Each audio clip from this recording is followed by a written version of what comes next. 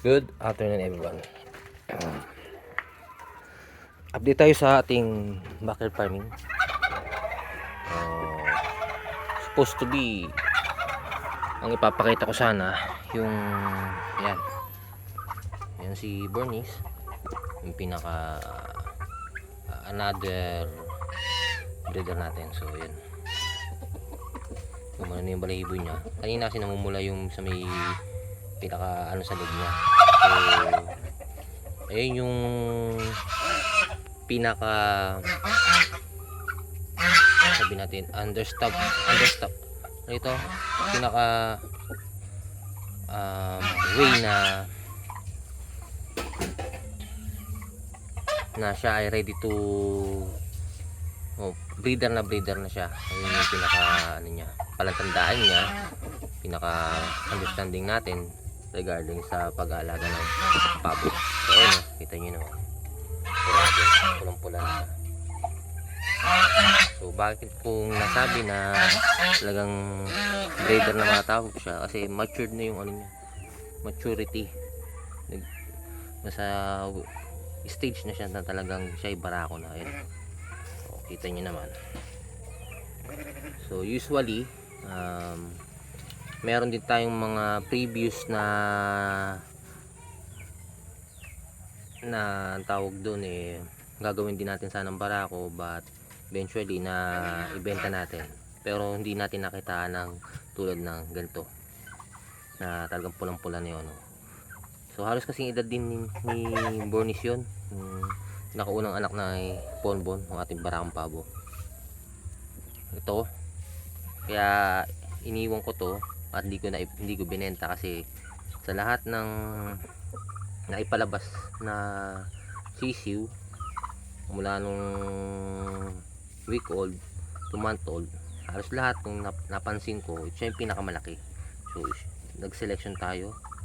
Ito yung huling iniwan na natin yan, hindi natin yan binenta kasi talagang mas malaki talaga to. Kitang kita naman dun sa tatay niya. Ayun, tatay niya, ano na to, 2-year-old na to sa atin, pero talagang makikita mo na halos nasa pawan niya yung sa laki at sa lapad yung tatay niya.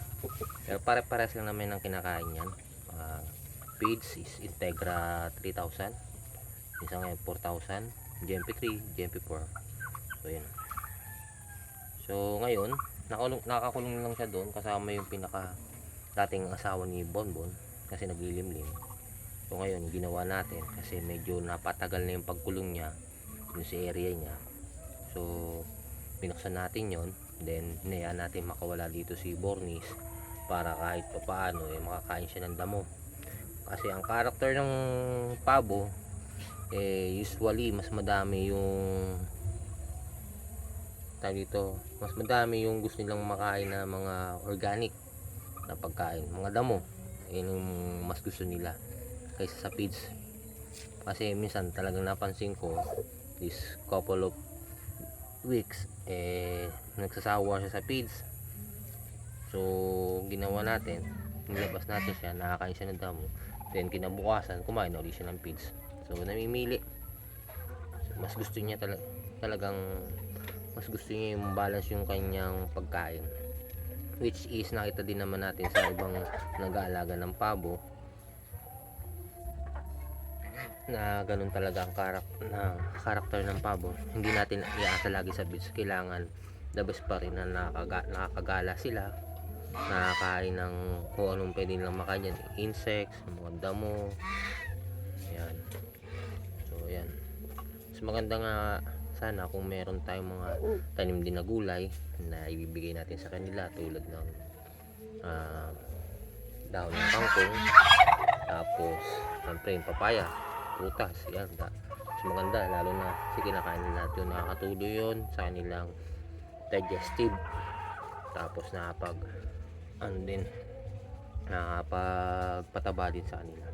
So ayan, kita nyo naman malaki to, kaya siya yung ating isusunod na gagawin natin breeder, lalo na kung makabili tayo ng broad breasted na hen. Ayun ang bala ko, o kaya naman basta babae na pabo kaya ng blue slate or red bourbon. Crossbreed natin dyan. Ayan. So, ayan.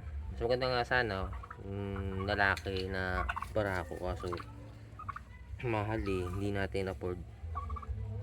So dito pa rin tayo focus sa pinakaunang linyada ng ating lahi ng pabo. So kita nyo naman yung tindig niya ay talagang bubuo na.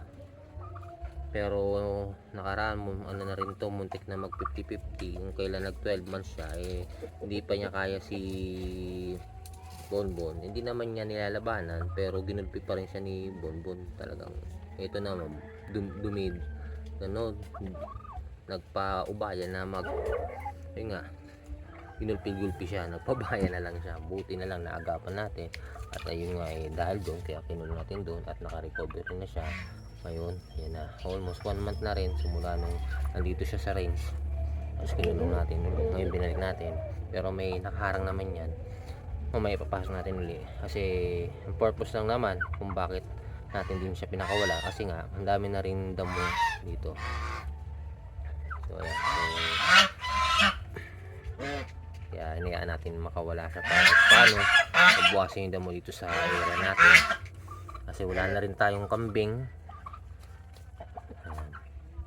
Wala tayong kambing, kaya aasat ngayon tayo sa ating mga heritage chicken, tapos itong ating mga pabo na sila na mismo ang gumawa ng trabaho dati na ating kambing na magbawas ng damo. So ayun, ganda nyo. O diba, solid yan si Bornis. So ayun lang, maraming salamat po sa don't forget to like, share, and subscribe. Maraming salamat.